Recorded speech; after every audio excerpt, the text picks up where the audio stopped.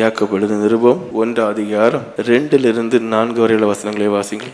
என் சகோதரரே, நீங்கள் பலவிதமான சோதனைகளில் அகப்படும் போது உங்கள் விசுவாசத்தின் பரீட்சையானது பொறுமையை உண்டாக்கும் என்று அறிந்து அதை மிகுந்த சந்தோஷமாக எண்ணுங்கள். நீங்கள் ஒன்றிலும் குறைவுள்ளவர்களாயிராமல் பூரணராயும் நிறைவுள்ளவர்களாயும் இருக்கும்படி பொறுமையானது பூரண கிரியை செய்ய கடவது. ஏன் எனக்கு சோதனை? ஏன் மற்ற கிறிஸ்தவங்க எல்லாம் நல்லா தானே இருக்கிறாங்க? என் குடும்பத்துக்கு மட்டும் சோதனை? ஏன் எங்களை மட்டும் சோதனை பின்தொடர்ந்து வந்து கொண்டே இருக்கு? இந்த கேள்வி அநேகர் கேட்குறாங்க. ஆனால் கேட்கக்கூடிய கேள்விக்கு பதில் தந்துட முடியாது. அதனால தான் யோபுக்கு தேவன் பதிலே கொடுக்கல. நீங்க யோபின் சரித்திரம் ஃபுல்லா வாசித்து பாருங்க. யோபுக்கு தேவன் அவன் ஏன் சோதிக்கப்பட்டான்னு பதிலே கொடுக்கல. சோதனை உண்டு, இந்த உலகத்துல நமக்கு சோதனை உண்டு. யாக்கோபு 1:2 வாசிங்க. என் சகோதரரே, நீங்கள் பலவிதமான சோதனைகளில் அகப்படும் போது பாருங்க, சோதனைகள் உண்டு.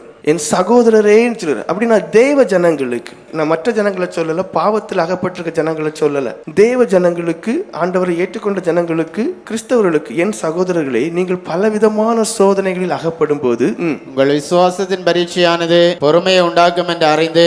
பாருங்க, சோதனைக்கு அடுத்த வார்த்தை என்ன சொல்றாருன்னா விசுவாசத்தின் பரீட்சை. சில நேரங்களில் உங்களுக்கு சோதனை வரும், ஒண்ணுமே தெரியாட்டாலும் பொறுமையா இருங்க. நான் அது மட்டும் தான் சொல்லுவேன். ஏன் எனக்கு இதெல்லாம் நேரிடுது, ஏன் என் குடும்பத்துக்கு இதெல்லாம் நேரிடுது, ஒரு பதிலுமே உங்களுக்கு கிடைக்காட்டா பொறுமையா மட்டும் இருங்க. ஏன்னா சோதனைக்கு இன்னொரு பேர் தான் விசுவாசத்தின் பரீட்சை. பரலோக ராஜ்யம் போக வேண்டுமே, ஆனால் பரீட்சை உண்டு. அந்த பரீட்சை ரொம்ப முக்கியம். இப்போ நீங்களே யோசித்து பாருங்க, ஸ்கூல்ல பரீட்சை இருக்கு. அந்த பரீட்சையை நீங்க பாஸ் ஆனா மட்டும்தான் அடுத்த கிரேடுக்கு நீங்க போக முடியும். அப்படியானா இந்த உலகத்தில் இருக்கக்கூடிய மனுஷனுக்கு பரீட்சைங்கிற ஒண்ணு, சோதனைங்கிறதான ஒரு ஒண்ணு, விசுவாசத்தின் பரீட்சைங்கிற ஒண்ணு தேவன் ஏன் நியமிக்கிறாருன்னா, இதுல மற்ற ஜனங்களை போலயே நீங்க வாழ்ந்து மறிச்சிட்டீங்கன்னா மேல போகிறதுக்குள்ள தகுதிக்கு வித்தியாசம் இல்லாம போயிடும். உலகத்துல எவ்வளவு ஜனங்கள் இருக்கிறாங்க. அப்ப அவங்களே போல நீங்களும் வாழ்ந்து மறிச்சிட்டீங்கன்னா அந்த விசுவாசத்துக்கு ஒரு பரீட்சை இல்லாம போகும். அந்த விசுவாசிகள் என்று நீங்க நிரூபிக்கத்தக்கவர் எதுவுமே இருக்காது. அப்ப விசுவாசத்தின் பரீட்சையில நான் நிலை நிற்க உண்டாகணும், வைராக்கியம் உண்டாகும். எனக்கு நிச்சயமா நான் எங்க போக முடியும்? மேல போக முடியும். பரலோக ராஜ்யத்தில் அவரோட கூட இருப்பேன். 11ஆம் கிளாஸ் பாஸ் ஆனா யாரும் சொல்லுவாங்க நான் 12ஆம் கிளாஸ் போவேன். பரீட்சைங்கிறது முக்கியமான ஒன்று. இப்ப அதை தான் வேண்டாங்கிறோம். எந்த ஒரு காரியத்துக்கு மனுஷனுக்கு பொறுமையே கிடையாது. சோதனை வருது, ஒண்ணுமே புரியல, இது விசுவாசத்துக்கு ஒரு பரீட்சை. பொறுமையா இருந்துரும், ஜோம் பண்ணுவோம் சொல்லி ஜோம் பண்ண தெரியணும். வாசிங்க.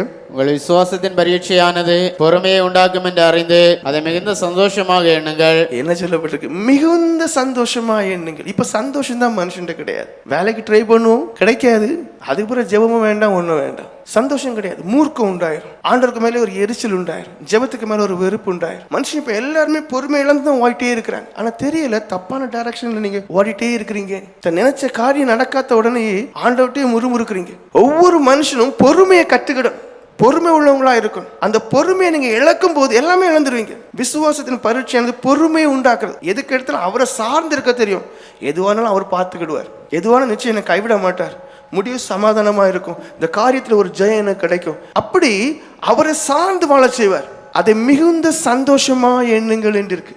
மிகுந்த சந்தோஷமா. ஏன் சந்தோஷமா எடுக்க வேண்டும் என்றால் எனக்கு பதிலே தெரியாது. இங்க நான் பிசாசுக்கு இடம் கொடுத்து கவலைக்கு மூர்க்கத்துக்கு இடம் கொடுப்பானே, ஆனால் அவன் கொண்டு போயிருவேன். அப்ப எனக்கு காரியம் தெரியாது, ஆனா நான் அவருக்குள்ள சந்தோஷமா இருப்பேன். அத்திமரம் துளிர் விடாமல் இருந்தாலும் நான் என்ன செய்வேன்? அவருக்குள்ள சந்தோஷமா இருப்பேன்னு சொல்லப்பட்டு. அப்போ ஒரு பரீட்சை நேரிடுது. மற்ற எல்லா ஆடு மாடுகள் கொளுத்து இருக்கு, எனக்கு மட்டும்தான் எல்லாமே இறந்து போகுது. காரணம் தெரியாது. ஆனா ஒண்ணு மட்டும் தெரியும், அவர் அறியாம ஒண்ணுமே வராது. காரணம் என்ன?